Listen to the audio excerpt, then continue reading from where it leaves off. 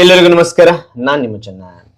ಈ ಒಂದು ವಿಡಿಯೋದಲ್ಲಿ 9ನೇ ತರಗತಿ ಸೇರಿ ಕನ್ನಡ ಪ್ರಥಮ ಭಾಷಾ ಕನ್ನಡ ಪಠ್ಯಪುಸ್ತಕ, ಇದು ಭಾಗ 1 ಪುಸ್ತಕ. ಇದು ಈ ಒಂದು ಭಾಗ 1 ಪುಸ್ತಕದಲ್ಲಿ ನಾವು ನೋಡಿದರೆ ಇಲ್ಲಿ ಪರಿವಿಡಿಯಲ್ಲಿ ನೋಡ್ತೋಣ. ಇಲ್ಲಿ ನೋಡಿ ಮಕ್ಕಳೇ, ಇಲ್ಲಿ ಗದ್ಯ ಭಾಗದಲ್ಲಿ ಎಲ್ಲಾ ಒಂದು ಅಧ್ಯಯನದ ಅಭ್ಯಾಸ ವಿಡಿಯೋ ಅಂತ ಇದ್ದೀನಿ. ಅದೇ ರೀತಿಯಾಗಿ ಪಠ್ಯಪೂರ್ವಕ ಅಧ್ಯಯನದಲ್ಲಿ ಎಲ್ಲಾ ಅಧ್ಯಯನದ ಒಂದು ಪದ್ಯಗಳ ಒಂದು ವಿಡಿಯೋ ಮಾಡಿದ್ದೀನಿ. ಹಾಗೇನೆ ಇಲ್ಲಿ ಪದ್ಯ ಭಾಗದಲ್ಲಿ ಈ ಎಲ್ಲಾ ವಿಡಿಯೋ ತೆಗೆದಿದ್ದೀನಿ, 3 ಪದ್ಯದ ಭಾಗಗಳು ತೆಗೆದಿದ್ದೀನಿ. ಈಗ ಕೊನೆಯದಾಗಿ ಏನ್ ನೋಡ್ತಾ ಇದೀವಿ ಅಂದ್ರೆ ಅಲ್ಲಿ 4ನೇ ಪದ್ಯ ಆಗಿರ್ತಕ್ಕಂತಹ ಬಲಿಯ ನಿತ್ತುಡೆ ಮುನಿವೆಂ ಅಂತಕ್ಕಂಥದ್ದು ಪದ್ಯ ಭಾಗ. ಇದು 4ನೇ ಆಗಿರ್ತಕ್ಕಂತಹ ಬಲಿಯ ನಿತ್ತುಡೆ ಮುನಿವೆಂ, ಇದು ಹಳಗನ್ನಡ ಪದ್ಯ. ಇದನ್ನ ಯಾರು ರಚಿಸಿದಾರೆ? ಜನ್ನ ಕವಿ ರಚಿಸಿರ್ತಕ್ಕಂಥದ್ದು. ಇವ್ರು ಕಾಣ್ತಾ ಇದ್ರ ಅವರೇನೆ. ಈ ಒಂದು ಪದ್ಯ ಭಾಗದಲ್ಲಿ ನಾವಿಲ್ಲಿ ಬರ್ತಕ್ಕಂತಹ ಅಭ್ಯಾಸದ ಬಗ್ಗೆ, ವ್ಯಾಕರಣದ ಬಗ್ಗೆ, ಪ್ರತಿಯೊಂದು ಬಗ್ಗೆ ನಾನು ತಿಳಿಸ್ತಾ ಹೋಗ್ತೇನೆ. ಹಾಗಾದ್ರೆ ಈ ಒಂದು ಮಾಹಿತಿ ಅಂತಕ್ಕಂಥ ನಿಮಗೆ ಇಷ್ಟ ಆಯ್ತಾ? ಇಷ್ಟವಾದ್ರೆ ಒಂದು ಲೈಕ್, ಅನೇಕ ವಿಡಿಯೋಗಳು ಪ್ರೋತ್ಸಾಹ ತುಂಬಾ ಸಿಗುತ್ತೆ. ಇನ್ನೊಬ್ರಿಗೆ ಶೇರ್ ಮಾಡಿ ಸಾಧ್ಯ. ಇಂತ ಅನೇಕ ವಿಡಿಯೋಗಳ ಚಾನಲ್ ಸಬ್ಸ್ಕ್ರೈಬ್ ಆಗಿ. ಹಾಗಾದ್ರೆ ಇಲ್ಲಿ ಮೊದಲನಾಗಿ ನೋಡ್ತೋಣ. ರೈಟ್, ಇಲ್ಲಿ ಮೊದಲನಾಗಿ ಏನ್ ಕೊಟ್ಟಿದ್ದಾರೆ? ಇಲ್ಲಿ ಅಭ್ಯಾಸ ಕೊಟ್ಟಿದ್ದಾರೆ. ಇಲ್ಲಿ ಆ ಅಂತಕ್ಕಂಥದ್ದು ಏನಿದೆ ಅಂದ್ರೆ ಕೊಟ್ಟಿರುವ ಪ್ರಶ್ನೆಗೆ ಒಂದು ವಾಕ್ಯದಲ್ಲಿ ಉತ್ತರಿಸಿ ಅಂತಾರೆ.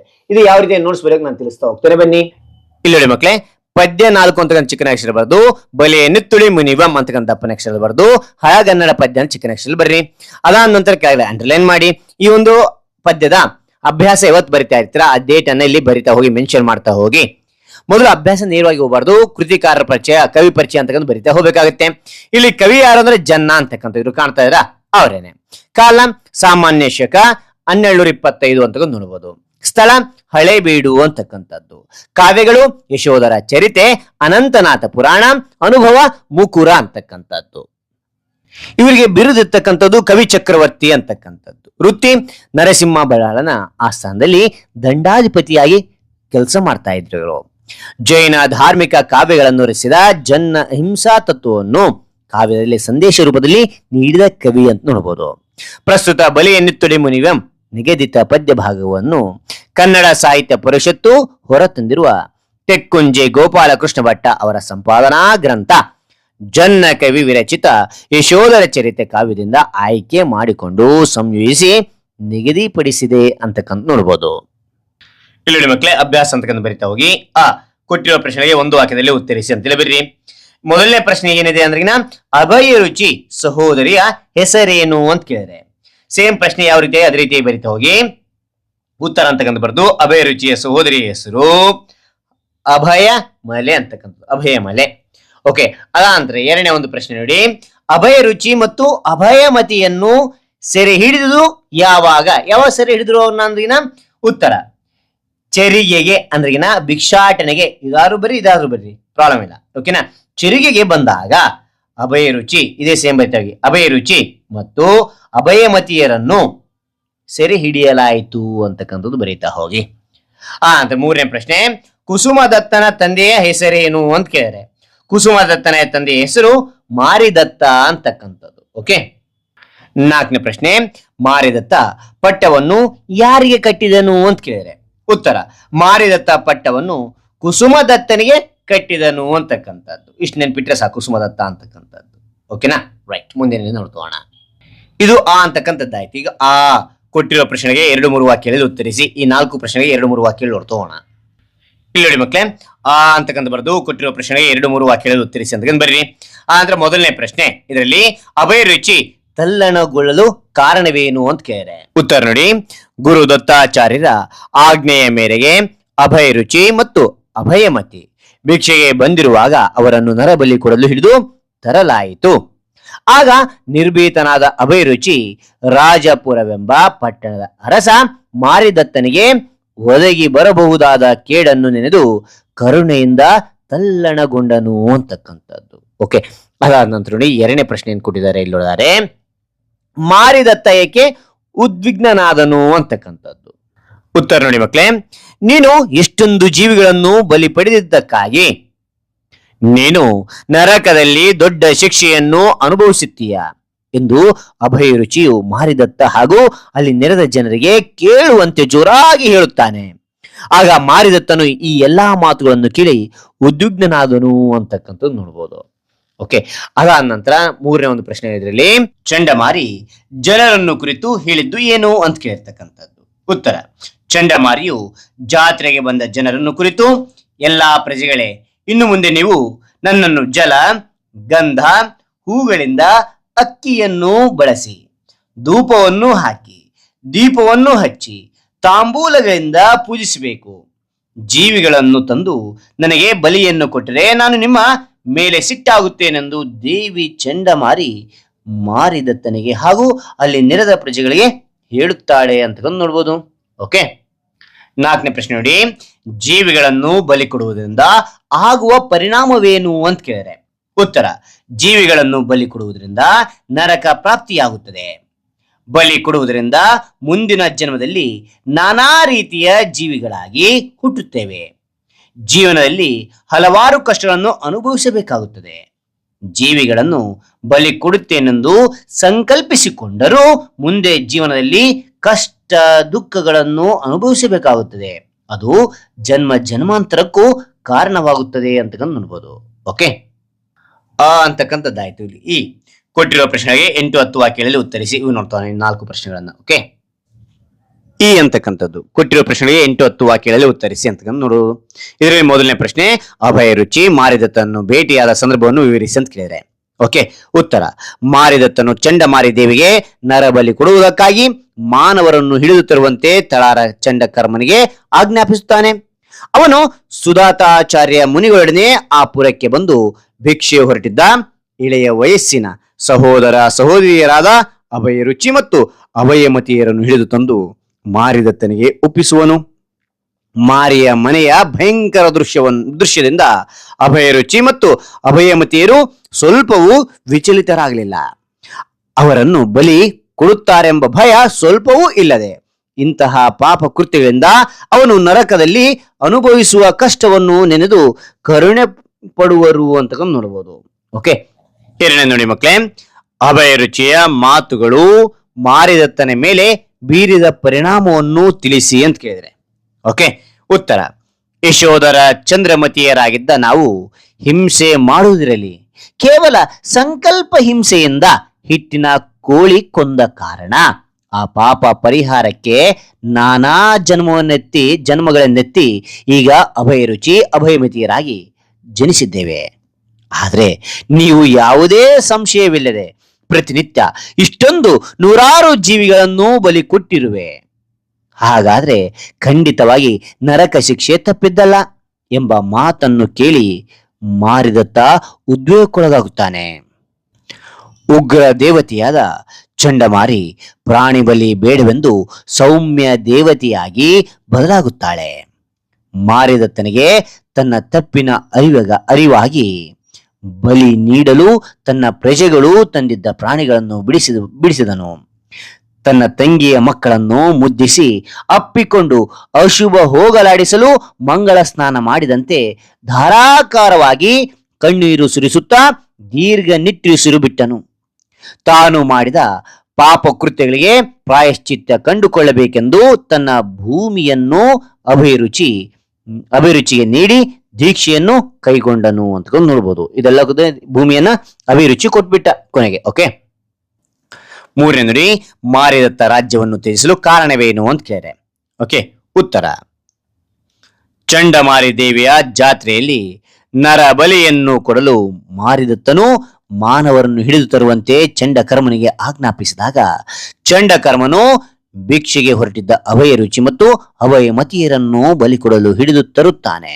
ಆಗ ಅಭಯ ರುಚಿ ಮತ್ತು ಅಭಯಮತಿಯರು ಸ್ವಲ್ಪವೂ ಹೆದರದೆ ಮಾರಿದತ್ತನಿಗೆ, ನೀವು ಕೊಡುವ ಹಿಂಸೆಯಿಂದ ನಮಗೆ ಯಾವುದೇ ಭಯವಿಲ್ಲ, ಆದರೆ ಮುಂದೆ ನೀವು ಈ ಘೋರ ಪಾಪ ಕೃತ್ಯಗಳಿಗೆ ಅತಿ ದೊಡ್ಡ ಯಾತನೆ ಕಷ್ಟಗಳನ್ನು ನರಕದಲ್ಲಿ ಎಂದು ಕರುಣೆಯ ಜೊತೆ ತಲ್ಲಗೊಳ್ಳುತ್ತಿದ್ದೇನೆ. ಹಿಂಸೆಯನ್ನು ಮಾಡುವುದಿರಲಿ, ಹಿಂಸೆಯನ್ನು ಸಂಕಲ್ಪಿಸುವುದು ಘೋರ ಪಾಪ. ನಾವು ಹಿಂಸೆಯ ಸಂಕಲ್ಪಕ್ಕಾಗಿಯೇ ನಾನಾ ತರಹದ ಪ್ರಾಣಿಗಳಾಗಿ ಜನಿಸಿದ್ದೆವು. ನಿಮ್ಮ ಈ ಪಾಪಗಳಿಗೆ ಪರಿಹಾರವನ್ನು ನರಕದಲ್ಲಿ ನಿವಾರಣೆಗೊಳಿಸಿಕೊಳ್ಳಬೇಕು ಎಂದು ಅಭಯ ರುಚಿ ಧೈರ್ಯದಿಂದ ಹೇಳಿದಾಗ ಅಭಯ ರುಚಿಯ ವೃತ್ತಾಂತವನ್ನು ತಿಳಿದ ಮಾರಿದತ್ತನ ಮನಸ್ಸು ಸಂಪೂರ್ಣ ಬದಲಾಯಿತು. ಚಂಡಮಾರಿ ದೇವಿಯು ತನಗೆ ಅಹಿಂಸೆಯಿಂದ ಜಾತ್ರೆ ನಡೆಸಬೇಕು, ತನಗೆ ಪ್ರಜೆಗಳೆಲ್ಲರೂ ಜಲ, ಗಂಧ, ಹೂಮಾಲೆ, ಅಕ್ಕಿ, ಧೂಪ, ದೀಪ, ಹವೆಸ್ಸು, ತಾಂಬೂಲ ಸಮೇತ ಪೂಜಿಸಬೇಕು ಎಂದು ನುಡಿಯುವುದರ ಜೊತೆಗೆ ತನ್ನ ಹೆಸರಿನಲ್ಲಿ ಬಲಿಯನ್ನು ಬಿಡಿಸುವನು.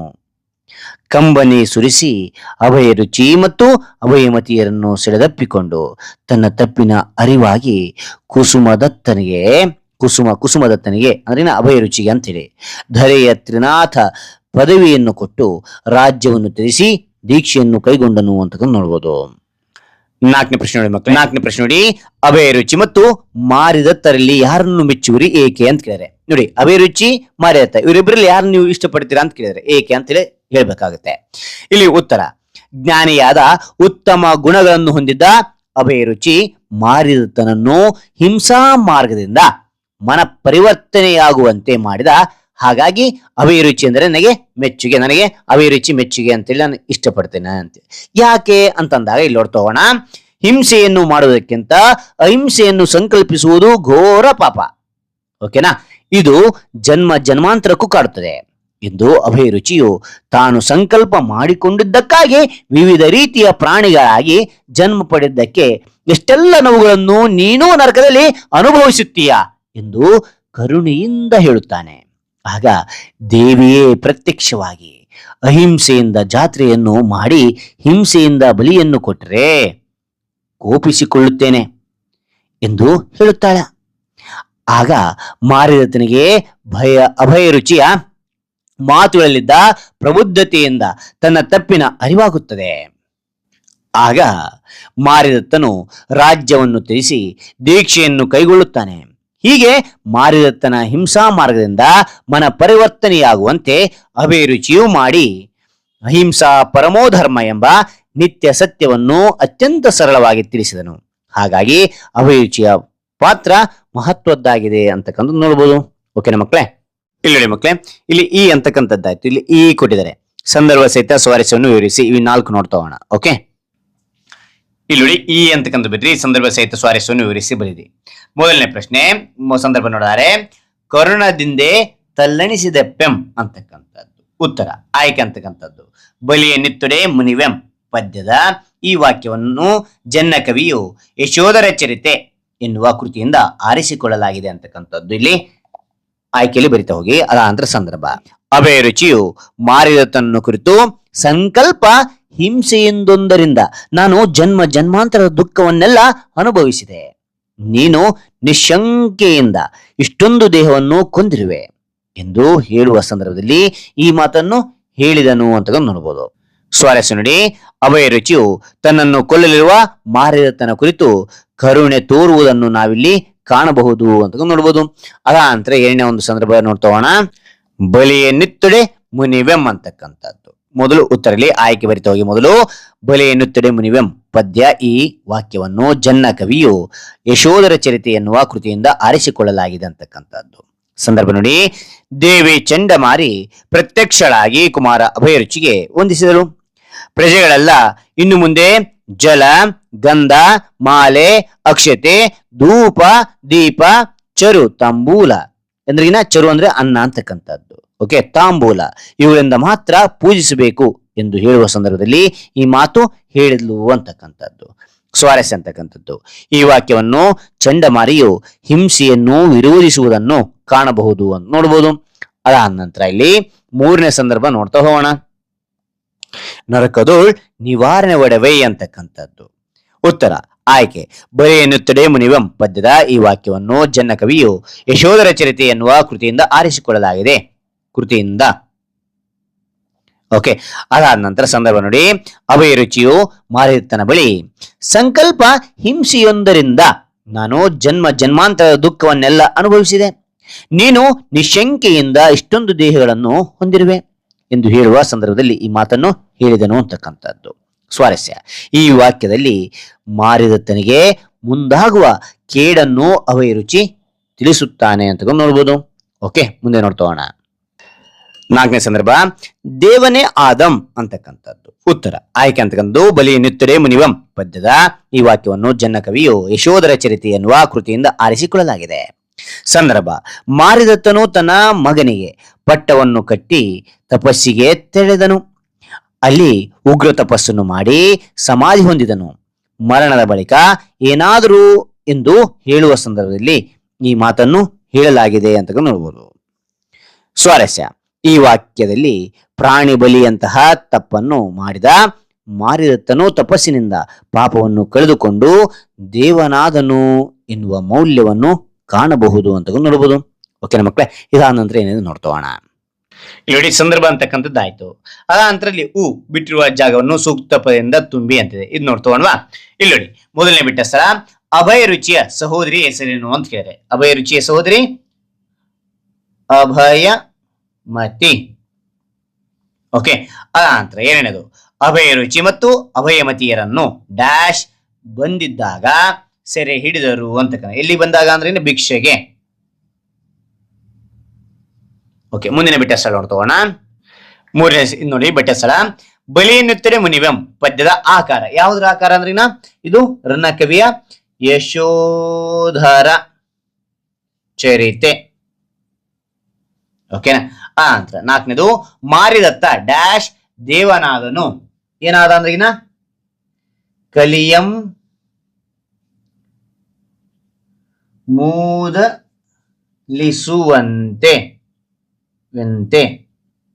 ದೇವನಾದನು ಅಂತಕ್ಕಂಥದ್ದು. ಓಕೆ, ಅದ ನಂತರ ನೋಡಿ ಮಕ್ಕಳೇ, ಇಲ್ಲಿ ಕೊಟ್ಟಿದ್ರೆ ಕೊಟ್ಟಿರುವ ಪದಗಳಲ್ಲಿ ಆಯಾ ಗುಂಪಿಗೆ ಸೇರದ ಪದವನ್ನು ಆರಿಸಿ ಬರೆಯಿರಿ ಅಂತಿದೆ. ಓಕೆ, ಇಲ್ಲಿ ನೋಡಿ ಮಕ್ಕಳೇ, ಇಲ್ಲಿ ರನ್ನ, ಜನ್ನ, ಹರಿಹರ, ಪೊನ್ನ ಅಂತಿದೆ. ಇದು ಹರಿಹರ ಅಂತಕ್ಕಂಥ ಬೇರೆ ಆಗುತ್ತೆ. Okay, right. ಅದ ನಂತರ ಎರಡನೇದು ಅಂದ್ರೆ ಇಲ್ಲಿ ಸೇಮ್ ಇರ್ತಕ್ಕಂಥ 4 ನಾವತ್ತು ನೋಡ್ಬೋದು ಇಲ್ಲಿ ಪ್ರಾಸ. ಓಕೆ, ಎರಡನೇದು ನೋಡಿ ನೃಪೇಂದ್ರ, ದೊರೆ, ನೃಪ, ನರಪತಿ ಅಂತಕ್ಕಂಥದ್ದು. ಇದರಲ್ಲಿ ದೊರೆ ಅಂತಕ್ಕಂಥದ್ದು ಬೇರೆ ಆಗಿರ್ತಕ್ಕಂಥದ್ದು, ಇದು ಸೇರಿದ ಪದ. ಮೂರನೇದು ಗುರುವಿಂದು ಅಹಿಂಸೆಯೊಂದರೋಳ್ ಬರುತ್ತೀರೆ ಪ್ರಜೆಯೆಲ್ಲಂ ಅಂತಕ್ಕಂಥದ್ದು. ಇದರಲ್ಲಿ ಯಾವ್ದಿನ ಬರುತ್ತೀರೆ ಅಂತಕ್ಕಂಥದ್ದು. ಇಲ್ಲಿ ನಾಲ್ಕನೇದು ಅನಂತ ಪುರಾಣ, ಯಶೋಧರ ಚರಿತೆ, ವಿಕ್ರಮಾರ್ಜುನ ವಿಜಯ, ಅನುಭವ ಮುಕುರ ಅಂತಕ್ಕಂಥದ್ದು. ಇದರಲ್ಲಿ ಯಾವ್ದಂದ್ರಿನ ವಿಕ್ರಮಾರ್ಜುನ ವಿಜಯ ಅಂತಕ್ಕಂಥ ನೋಡ್ಬೋದು. ಓಕೆ, ಇದೆಲ್ಲ ಅವ್ರು ಬರತಕ್ಕಂಥದ್ದು ರನ್ನ ಕವಿಗಳು.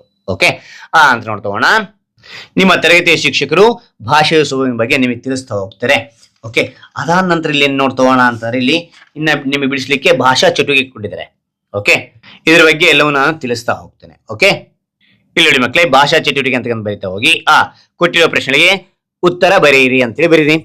ನಂತರ ಮೊದಲನೇ ಒಂದು ಪ್ರಶ್ನೆ ನೋಡಿ, ಮಾತ್ರೆಗಳಲ್ಲಿ ಎಷ್ಟು ವಿಧ, ಅವು ಯಾವುವು ಅಂತ ಕೇಳಿದ್ರೆ ಉತ್ತರ ಮಾತ್ರೆಗಳಲ್ಲಿ 2 ವಿಧ. ಓಕೆ, ಅವುಗಳೆಂದರೆ ಲಘು, ಗುರು ಅಂತಕ್ಕಂಥದ್ದು. ಲಘು ಅಂದ್ರೆ ನಿಮಗೆ ಹೇಳ್ತಾ ಇದೀನಿ, ಲಘು ಅಂದ್ರೆ ಈ ರೀತಿ ಆಗ್ತೀವಿ, ಗುರು ಅಂದ್ರೆ ಏನಾಗ್ತೀವಿ ಈ ರೀತಿ ಆಗ್ತೀವಿ. ಓಕೆನಾ? ನಂತರ ಎರಡನೇ ಪ್ರಶ್ನೆ ಏನ್ ಕೊಟ್ಟಿದ್ದಾರೆ ನೋಡಿ ತಗೊಂಡ್ವಾ. ರೈಟ್, ಇಲ್ಲಿ ನೋಡಿ ಎರಡನೇ ಪ್ರಶ್ನೆ, ಲಘು ಮತ್ತು ಗುರು ಎಂದರೇನು ಅಂತ ಕೇಳಿದ್ರೆ ಉತ್ತರ ಲಘು ಅಂದ್ರಿನ ಒಂದು ಮಾತ್ರ ಕಾಲದಲ್ಲಿ ಉಚ್ಚರಿಸಬಹುದಾದ ಅಕ್ಷರವೇ ಲಘು ಅಂತಕ್ಕಂಥದ್ದು.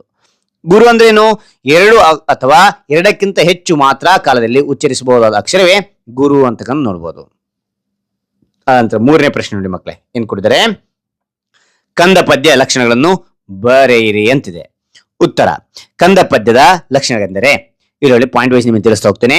4 ಪಾದಗಳಿರುತ್ತವೆ. ಇದರಲ್ಲಿ 1 ಮತ್ತು 3ನೇ ಪಾದಗಳು ಪರಸ್ಪರ ಸಮಾನಾಗಿದ್ದು 4 ಮಾತ್ರೆಗಳ ತಲಾ 3 ಗಣಗಳಿರಬೇಕು.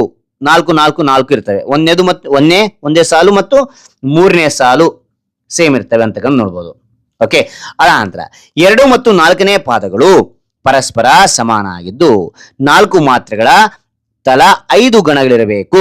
ನೋಡಿ, 2ನೇ ಸಾಲು 1 ಮತ್ತು 3 ಸೇಮ್ ಇರಬೇಕು, 2 ಮತ್ತು 4ನೇ ಸಾಲು ಇವೆರಡು ಸೇಮ್ ಇರಬೇಕು.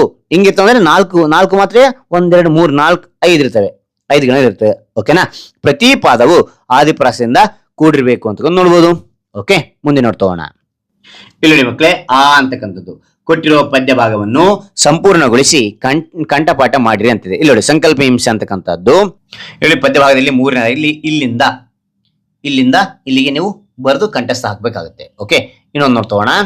2ನೇ ಪ್ರಜೆಯೆಲ್ಲಂ ನಿಂದ ಮುನಿವೆಂ ತಕನ, ಇದು ನೋಡ್ತಾ ಹೋಗಿ. ಪದ್ಯ ಭಾಗದಲ್ಲಿ 6ನೇದಾಗಿರ್ತಕ್ಕಂತಹ ಇಲ್ಲಿ ನೋಡಿ, ಪ್ರಜೆಯೆಲ್ಲಂ ನಿಂದ ಮುನಿವೆಂ ತಕನ, ಇದು ಬರೆದು ಕಂಠಸ್ಥ ಹಾಕಿ.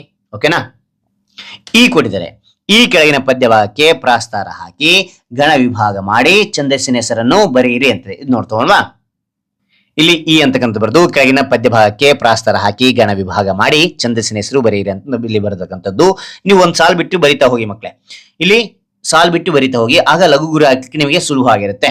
ಓಕೆನಾ. ಇಲ್ಲಿ ನೋಡಿ, ನಾನು ಇದ್ರ ಬಗ್ಗೆ ಲಘು ಗುರು ಹಾಕೋದ್ರ ಬಗ್ಗೆ ನಾನು ವಿಡಿಯೋ ಮಾಡಿದ್ದೀನಿ. ಮತ್ತೆ ಮತ್ತೆ ನಿಮಗೆ ಎಕ್ಸ್ಪ್ಲೈನ್ ಮಾಡ್ತಾ ಹೋಗ್ತಾ ಇಲ್ಲ. ನಾನು ಇವೆರಡು ಲಘು ಗುರು ಹಾಕಿದೆ. ನಾ ಇಲ್ಲಿ ಯಾವ ಒಂದು ಛಂದಸ್ಸು ಅಂದ್ರೆ ಅದು ಕಂದ ಪದ್ಯ ಅಂತಕ್ಕಂಥದ್ದು ಇಲ್ಲಿ ಬರಿತಾ ಹೋಗಿದ್ದೀನಿ. ಪ್ರೀವಿಯಸ್ ನಾವು ತಿಳಿದಿದ್ವಿ. ಓಕೆನಾ. ಮೊದಲನೇ ಸಾಲು ಏನಿರ್ತದೆ, ಮೊದಲನೇ ಸಾಲು ಮತ್ತು ಮೂರನೇ ಸಾಲು 4 ಮಾತ್ರೆಯ 3 ಗಣ ಇರುತ್ತವೆ. ಓಕೆನಾ, ಇವು 3 ಇರ್ತವೆ. ಇದು 2 ಮತ್ತು 4ನೇ ಸಾಲು ಏನಿರುತ್ತೆ, 1 2 3 4 5 ಗಣಗಳು ಇರ್ತವೆ. ಓಕೆನಾ. ಸೇಮ್ ಇದು ಸೇಮ್ ಇರ್ತಕ್ಕಂಥದ್ದು. ಆದ ಕಾರಣ ಇದು ಛಂದಸ್ಸು ಕಂದ ಪದ್ಯ ಅಂತ ನಾನು ಬರೆದಿದ್ದೇನೆ. ಓಕೆನಾ. ಹಾಗಾದ್ರೆ ಈ ಎಲ್ಲಾ ವಿವರಣೆ ಅಂತಕ್ಕಂಥ ನಿಮಗೆ ಇಷ್ಟವಾದ್ರೆ ಒಂದು ಲೈಕ್, ಅನೇಕ ವಿಡಿಯೋ ತಿಳಿದು ಪ್ರೋತ್ಸಾಹ ತುಂಬಾ ಸಿಗುತ್ತೆ. ಇನ್ನೊಬ್ರಿಗೂ ಶೇರ್ ಮಾಡಿ. ನಿಮ್ಮ ಸಾಧ್ಯ ಅಂತ ಅನೇಕ ವಿಡಿಯೋ ಚಾನಲ್ ಸಬ್ಸ್ಕ್ರೈಬ್ ಆಗಿ ಮತ್ತೊಂದು ಹೊಸ ವಿಷಯದಿಂದ ಮತ್ತೊಂದು ಹೊಸ ವಿಡಿಯೋ ಭೇಟಿ ಆಗೋಣ. Thank you for watching. Bye.